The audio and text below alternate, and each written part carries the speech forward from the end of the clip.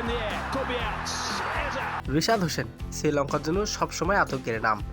মুস্তাফিজুরকে নিয়ে নতুন কিছু বলার নেই। এই পিচের সবচেয়ে কঠিন ছিল স্প্ল্যান রাকি প্যাচ।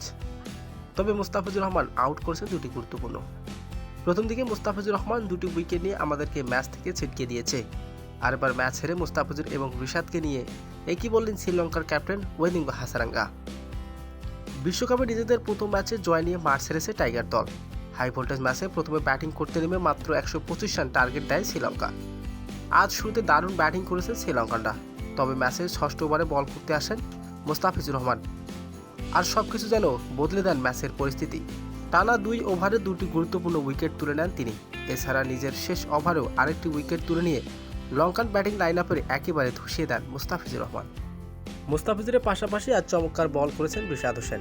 মুস্তাফিজুরের ধাক্কা সামলাতে যখন ব্যস্ত লঙ্কানরা, তখন 2 বলে টানা 2টি উইকেট তুলে নেন লঙ্কান ব্যাটারদের 124-এর মধ্যে আটকে দেন রিশাদ হোসেন। মুস্তাফিজুর 4 ওভার বল করে 17 রান দিয়ে নিয়েছেন 3 উইকেট।